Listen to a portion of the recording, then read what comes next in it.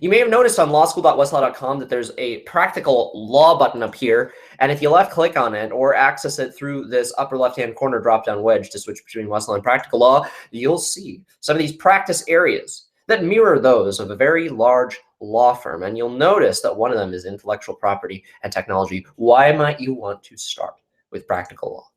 Well, as you can see, these folks here author practical law for Westlaw. They are some of the, nope, damnation. 3, 2, 1, go.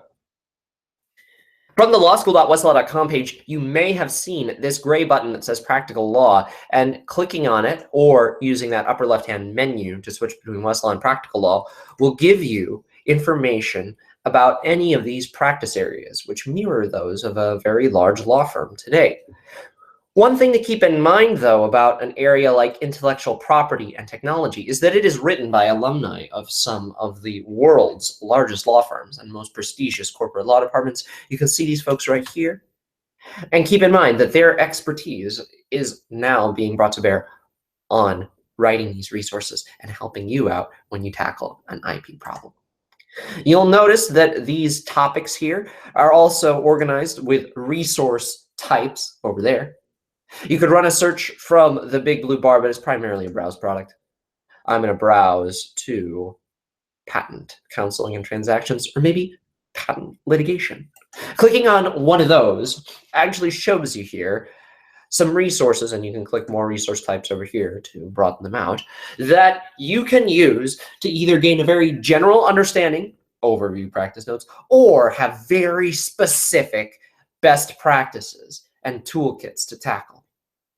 If I am not even sure what intellectual property is, overview practice notes will give me the lay of the land, links out to any of these defined terms in a glossary, and then links to primary law on Westlaw. Keep in mind that practical law is in the Westlaw key site, citing references. So if you get a case, you get a statute, use practical law to get up to speed, razor sharp and super quickly, and you can see that it's available there from that table of contents. All the good old stuff that you're accustomed to with Westlaw, like adding to folders, is available over here from this right-hand side menu, so you can add notes, add to folders, all of that good stuff. And keep in mind that it's not just for a general understanding. You can get very, very specific in terms of what's out there. As you can see, links out to other content on Westlaw. Oh, false patent marking, transfers of patent ownership, all of these things that are linkable within what the practical law note. And then at the end, as you can see, at the end of any practical law article are links to other relevant content. So as you can see here, potentially quite useful. I am looking at another thing that we got from that general trademark law, or excuse me, IP law overview practice note. And you can see links to best practices that will actually give you amazing drafting notes. Read this before using document. Other drafting notes that explain what all the legalese actually means and does. So you can see here, note, parties to the agreement. Why does all of this legalese exist? These drafting notes will actually tell you what the deal is. And then you can actually, again, click into other practice notes to see why these things are in there.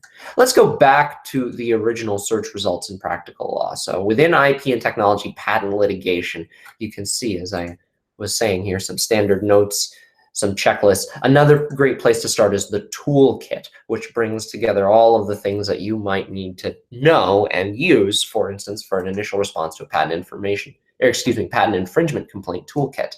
You can see here links not only to practice notes, a checklist for answering the complaint, a standard document, motions to dismiss, transfer venue, and the like. And you can see here how this is going to enable you to get up to speed very quickly using some of the best practices written by some of these experts that will allow you to spend more time actually practicing and less time actually trying to hunt down where the statutory authority is to do this or what the elements are of that claim.